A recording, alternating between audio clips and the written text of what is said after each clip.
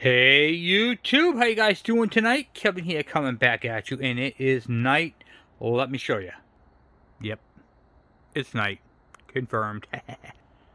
So we're back on the Kawasaki KE102 build, and we're going to be putting the side cover on. I had cleaned up the gasket surfaces all the way around. I'm going to go over it one more time and check, and then we're going to install this cover tonight and show you guys a couple of things about this, and we'll get into it. So before I do that, please hit that subscribe button and the bell icon so when I post a video, you guys get it. So I'm going to get you guys in the stand and we'll get crack-a-lacking. Alright, get you guys in the stand, get you guys in the position. Let's see if I can move this a little closer to you guys without knocking it over. I got it propped up here a little bit better than that. Okay, alright. So on this one right here, the gasket surface is completely clean. Hold on a second. Should I get you guys all tightened up? Okay. All right. So the gasket surface is clean, and this is basically when you're doing a clutch. This is going to be what you see. Now I'm going to answer a question that one of my subscribers had asked me. Kevin, how come some clutch kits have 4 steel plates and some have 3?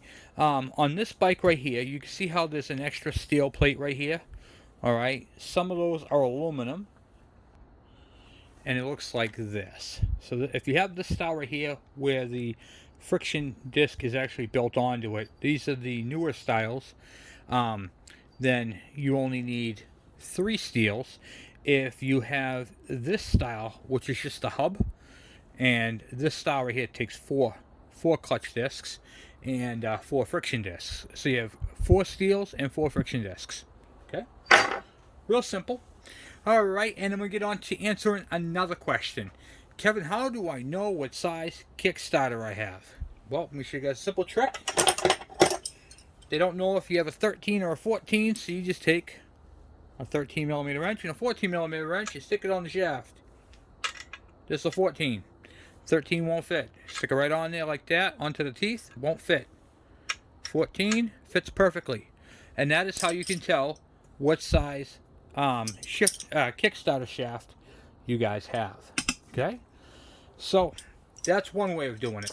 Now, a lot of times when we do a clutch, the bike is standing upright, and you don't need to take the engine off to do a clutch. However, we rebuilt this motor, so we had to do the clutch, and the bike is this way. But to hold in that center cup, which I'll show you what that looks like, this little cup right here. Just take a dab of grease. A little dab will do you. You don't need a whole lot. Go right around the edge. Like so. And then stick your cup right on there. And it will be stuck to it like glue. Okay? Real cool, simple thing. Not much really required. So, not only are we putting this motor together, but I want to show you guys some things, some do's and don'ts, and how to properly put this side cover on, because believe it or not, there are a few things you need to know. Alright, so, the shifter shaft. We're going to assemble that, put the spring on, and the collar. Just drop that seal. Okay, so you have, this is what the collar looks like right here. And you'll see right here there's an indent on one side of it, and the other side is nice and flat. Okay, so you make sure it's all clean, which this one is, and then you get your spring. So what I do is I put my spring on first, but I want to show you the direction of this. If you look right here, okay, right here it's a lip, okay, and the grooved end of your collar, see how it's got these little steps right there on all 3? That faces down, this side's smooth. So it's going to sit on there like so. Alright? That's a very important thing to know. Now, to put this on, what I do is I install my spring first. So there's a hole right here, right above your bolt hole. See the hole right there? And that's for this part of the spring, right here. The tab fits into it, like so. Just like that. And then you got the hole right here on the Kickstarter, and then the spring. So you're going to take your hand and rotate the spring around and stick it in there best you can. Okay, just like that. It should have an even distance around it. Now you see how the spring is angled? It's cocked off to one side. Remember, the indentation part goes down. This slides over the shifter shaft. Drops in just like that. Nothing to it. Okay? Now, what else do we have to do here?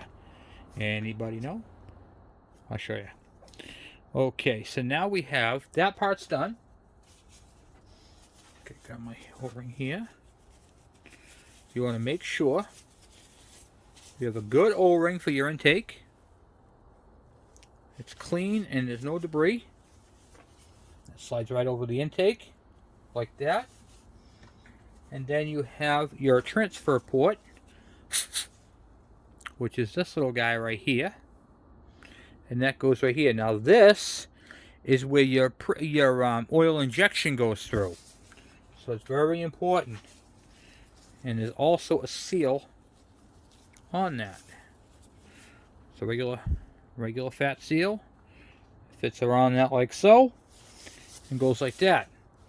And that is the general assembly of this side cover. New gasket. Make sure it fits over the, what do you call it there, dowel pin. There's only one dowel pin on the side, by the way. Okay. Alright, so we got that done. And now we're going to go ahead and put the side cover on. Now the side cover on this one is a little tricky because I got all the cables and stuff hooked up to it still. But nevertheless, we're going to be able to do it no problem. But before we do, we got to do one more thing. Remember I was telling you guys about the do's and the don'ts? Okay. So on this cover right here is a big do not ever do this. Never ever try to install a side cover, a clutch cover, with the oil pump on. If you guys watch my my MT1, the bike that I was showing you, I showed you guys a broken oil pump. That's because it was assembled with this right here on there. And when you guys do that, it will break.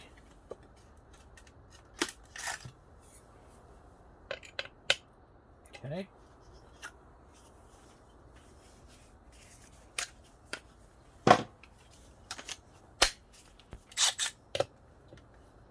Milwaukee M12 quarter-inch drive.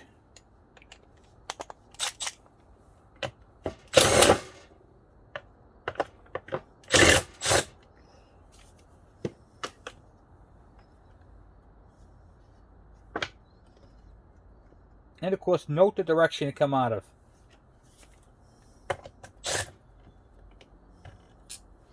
On the oil pump, there should be a little copper washer. Some use regular steel washers, but they're supposed to be copper.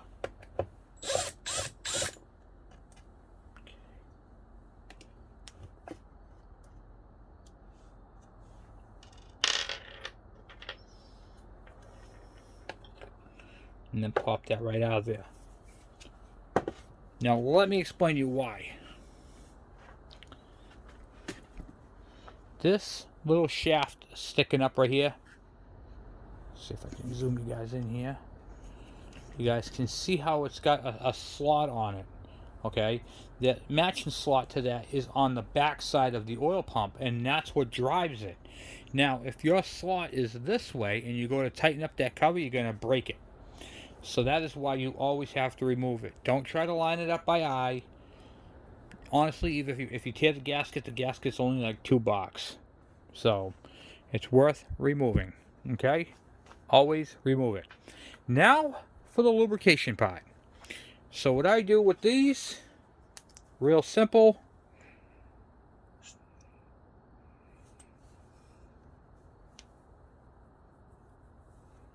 Start a shaft.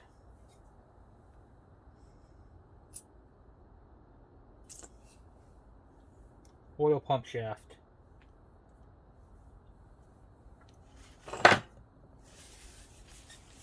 Okay. I'm going to leave this here for a second. I want you guys to take a good look at this because I want to just go over this one more time. So if you're putting this back together, because there's nothing worse than saying, where does this cap go? All right. So what you got to make sure you have when you're doing the clutch is you got to make sure that the what do you call it there? The step, the indentation is facing down or in. Lubricate that shaft and that shaft. So the kickstarter shaft and the oil pump shaft. A little dab of grease, and put your clutch driver on here, and make sure that little bearing moves. Your what do you call automatic oiler, bypass tube, and gasket is on there, or O-ring I should say, and then the intake O-ring, and then that's it for this. And then on this, make sure that the oil pump is unbolted. Okay, and then basically you're just going to check it one more time. Make sure that there's no debris on the surface. And then this is ready to go on. I'm going to take this. I'm going to pick this up. Slide this on. Alright. So you guys can see what I'm doing. I just got it resting up there for a moment. So I got my gasket in. I got this on.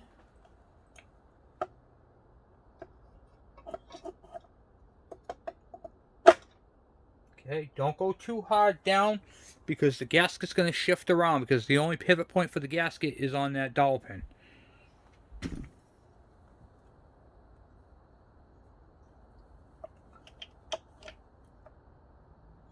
Okay. Once you're all set there, I use my little mallet. Just tap it into place.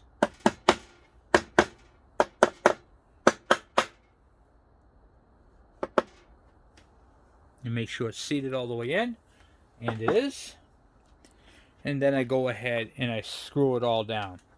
Now, when it comes to screwing these down, it's real simple. This table right here that I have, and you guys have saw the screw holes up top there, but what you didn't see is I have a bunch more screw holes underneath that cover right there. So underneath this cover, I have all the screws all set up in the order that they go in, and then I'm going to go ahead and put those on. And then I'm going to tighten them down using my Milwaukee M12 screw gun there.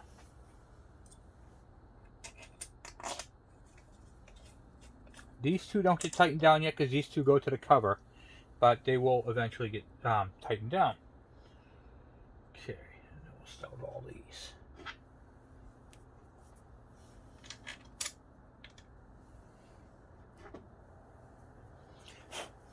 Make sure your threads are clean before you put these on.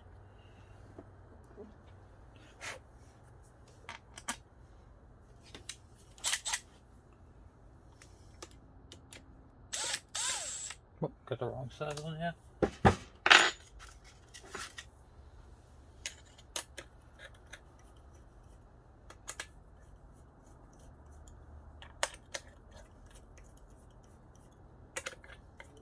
It's a good idea to start them all by hand, that way you don't accidentally strip out a thread. And I'm not going to lie to you, I've done that a bazillion times. I can't tell you how many times I had to go back over these things with a tap. Well, not on this motor, but other motors. So it's always good practice to make sure you're doing them correctly.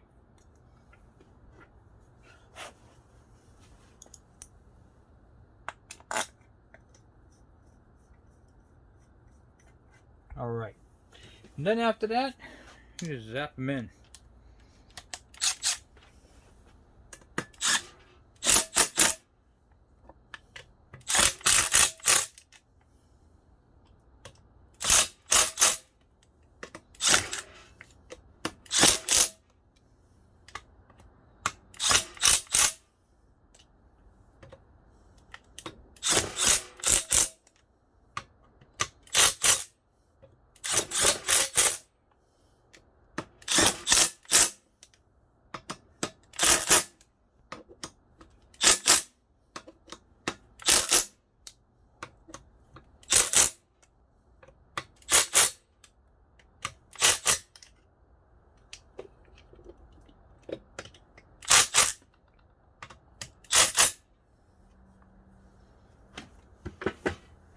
Okay, now we got that part all set, all squared away. And now for the oil pump, which is pretty simple. So what I do is I just kind of lift this up and I see what the direction of it is, and I just try to align it the best I can.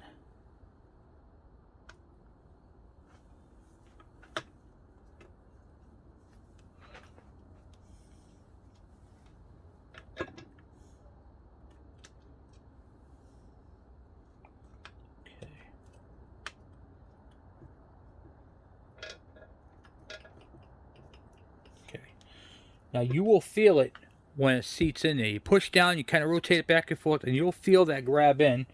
And then what I like to do is just take a flashlight, kind of check it, give it a good old once over on the checking. So for that, I use my Milwaukee M12 flashlight. Thing's awesome. You can use a regular flashlight, don't need to be Milwaukee. And no, I am not sponsored by them. I just happen to love that product. Okay.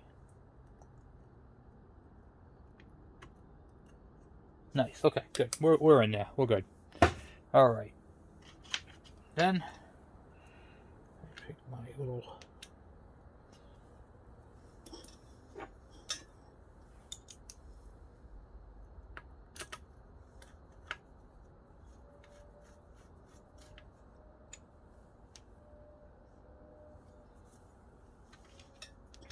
make sure you have your washers on there.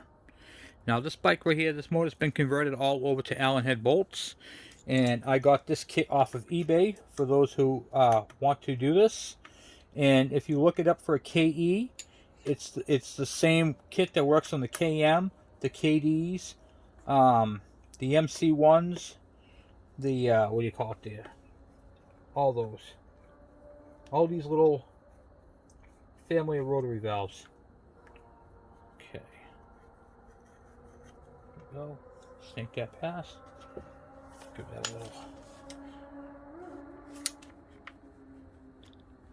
that a little nudge. Okay.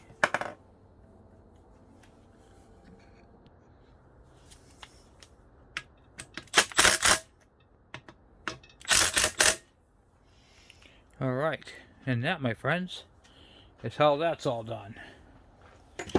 Now this carburetor that I have on here is a modified carburetor. I do have to jet this. This is not jetted properly. I put a really big jet in it for now, temporarily. It also has that needle that I told you guys about in my other video. So it's got a thin needle and it's got a power jet. So this is a, whatchamacallit there, the Mikuni carburetor that comes with the KE. It's just highly modified to work on this bike. And it also features a remote choke. So up here, I'm not going to be pulling on a choke. My choke on this one is actually up at the handlebars. I'll show you guys that. It's called a remote choke.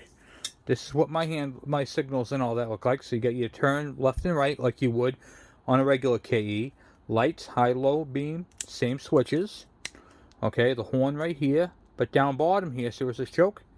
I just go like that and it'll pull my choke for me. No more bending down to operate the choke. Now, the power valve, I'll show you guys that when the bike is down. At another time, I did do a video on that. But I'm going to show you guys again on this one. You can see the tube coming up. And it's got a drain plug on it. Now, this bowl had to be modified so you can see how I only have one drain. Not two, but the dimple is there for it. I kept that drain, which is this piece right here, okay, and I filled in one side with RTV silicone, because this is not just a drain. This actually operates as a insulator. Okay, so that actually helps the carburetor stay in place when you're doing them. So just something neat to have and to do. So, okay, here we go. It acts as a dampener and stops the carburetor from moving. Okay, just like that. And then I'm going to tighten that down, but I'm not going to tighten the carburetor down with an impact gun. I'm actually going to use my little 1/4" ratchet. And I also converted that over to an Allen head as well.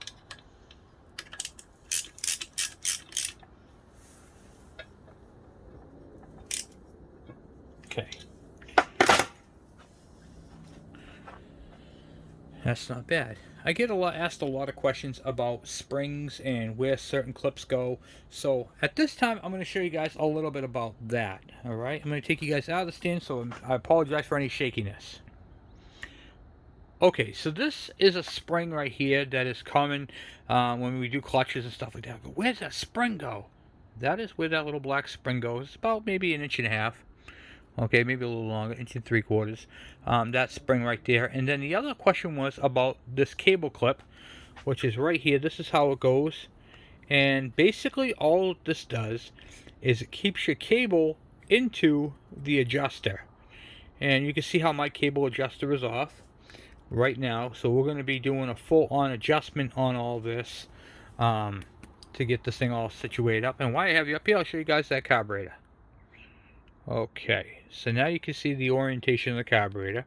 I had to put this this little nipple here, okay, that came with the kit. I had to tap the hole, drill the hole, tap the hole, and then the tube runs up this way and up into the power jet. And then this right here, I could turn it when I want to open it or close it. So when the throttle plate, okay, the slide, moves up to the same level as this, the air flowing through will create a siphon effect, and it will literally suck extra fuel out of the bowl and into the carburetor. All right, so you want like a fine mist, but it'll give you a little extra, there's extra boost right there. So something cool I wanted to point out and show you guys. So and that's pretty much it for right at the moment. So I'm gonna end it here, and then tomorrow we'll be back on it again. And actually, no, we're not on this tomorrow night. Tomorrow, we're finishing up. Now, this is pretty much basically back together. We still have to do some other things to it, but we got to finish off on David's Suzuki, and I'm going to teach you guys that trick. I just haven't had a chance to do it. I was supposed to do it today. That didn't happen. I'm going to do that tomorrow, and we're going to be working on that again. And then we have to get on the other KE100, which I dug out the engine stand for. Right here, so we got to finish off this engine stand. I haven't used it since last year when we did the 12-volt system, but we're going to end up doing that again. So this is going to be for the other KE, so we can listen to the noise, find out what it is, diagnose it, tear it apart, fix it. He sent me all kinds of parts for it, so we're going to get on that as well. Been booked up and trying to get stuff done. So now that we got the table, that's a little nicer. We have just an update. We got to throw the covers on, get the air filter assembly on, get this bike all together so we can get this over to my brother and get this thing welded up so we can do this expansion chamber. And we'll also be doing jetting on this carburetor. So with that expansion chamber, find out how big of a jet we can go with it. So a lot of fun, guys, huh? A lot of fun. So a lot of cool stuff coming up. I want to take a moment and say thank you guys for watching. Thank you for subscribing. You guys have been absolutely great. In fact, one of my subscribers, Dean, he came up the other day, hung out with me for a little bit, and chit-chatted with me about his bike, and so that was pretty cool. And we are a growing channel, and this is a learning channel, so we get all kinds of things. I'm going to be teaching you guys how to pressure test. We're going to be checking it, make sure it's all sealed up, no leaks, what you call vacuum or any of that. And then we're going to be working on the Suzuki. We're going to be doing a quick test to show you guys how to check for external leaks. It's called the external leak check. And then I can't wait. I'm hoping to get this bike started probably next week. So after we get his bike off that bike motor is going on the stand first, so we can find out what's going on with that. This is actually going to go on second, and we have to modify it so it fits with that exhaust. So that expansion chamber assembly is going to go on to the KE102 build, and we're going to hear it and see how it runs. This is the high compression head, and I'm also going to be talking to you guys about the difference Well, one of the major horsepower differences between this and the KX100. So there's a big difference on them, and I'm going to explain you guys all about the KX, and we're going to get into all that and why that motor makes so much power compared to this. So that is going to be a really cool video because I get asked a lot of questions. Well, the KX100 is like 36 horsepower or something like that. That's crazy. I don't know. I don't really know. That's just a made up number, guys. So don't quote me on that. But I know it's high. I know it's in. I think it's 30 horsepower at least. But how it makes its power and why that power, and even though this is a 100, this two-stroke is only making 11 horsepower. Well, except for this one making a little bit more. But you know, we're going for 20. All right, if we can get 20 out of this motor, I'm happy. Okay, but yeah, we're gonna be showing you guys some cool modifications and stuff like that you can do to these. That's pretty cheap. So anyway, guys, thank you for watching. Thank you for hanging out with me, and I will see you guys tomorrow. I'm out.